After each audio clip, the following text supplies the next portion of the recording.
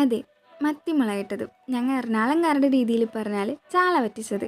അപ്പോൾ ഇതിൻ്റെ റെസിപ്പി നമുക്ക് നോക്കിയാലോ? ആദ്യം തന്നെ ഒരു ചട്ടി വെച്ച് അത് ചൂടായി കഴിയുമ്പോൾ 2 ടേബിൾ സ്പൂണോളം വെളിച്ചെണ്ണയും 1/4 ടീസ്പൂൺ ഉലുവ ഇതെല്ലാം പൊട്ടിക്കഴിയുമ്പോൾ അതിലേക്ക് ചതച്ച് വെച്ചേക്കുന്ന ഇഞ്ചി, വെളുത്തുള്ളി, ഒരു പച്ചമുളക്, പിന്നെ ചെറിയുള്ളി ഇതെല്ലാമായിട്ട് നന്നായി ഇളക്കി അതൊന്ന് മൂത്ത് വരുമ്പോൾ ഇതുപോലെ വെളിച്ചെണ്ണ തെളിഞ്ഞു വരും. അതിലേക്ക് നമ്മൾ 2 ടേബിൾ സ്പൂണോളം കാശ്മീരി ചില്ലി പൗഡർ, പിന്നെ 1/4 ടീസ്പൂണോളം മഞ്ഞൾപ്പൊടി, കുരുമുളക് പൊടി, 1 ടീസ്പൂണോളം ഇടിച്ച മുളക് ഇതെല്ലാമായിട്ട് നന്നായി ഇളക്കി കൊടുക്കുക. അത് മൂത്ത് വരുമ്പോൾ ഞാൻ കുതിർത്ത് വെച്ചേക്കുന്ന 2 കഷ്ണം കുടംപുളിയുണ്ട്, അതും വെള്ളം ഒഴിച്ച് നന്നായി ഇളക്കി കൊടുക്കുക.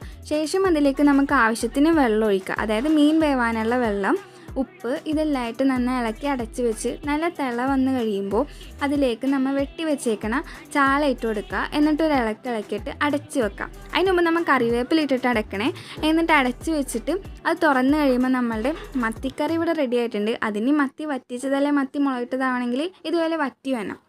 അപ്പോൾ ചൂട് ചോറും ഈ ചൂട് കറിയും കൂടെ കഴിക്കാൻ തന്നെ നല്ലൊരു ടേസ്റ്റാണ്. അപ്പോൾ ഈ കറിയുടെ സ്പെഷ്യാലിറ്റി ഇരിക്കുന്നത് ആ കുടംപുളിയിലും ആ കറിവേപ്പിലയിലും ആ എരിവിലുമാണ്. അപ്പോൾ എല്ലാവരും ട്രൈ ചെയ്തിട്ട് അഭിപ്രായങ്ങൾ പറയണേ. അപ്പോൾ ഇത്രയേ ഉള്ളൂ. Thank you.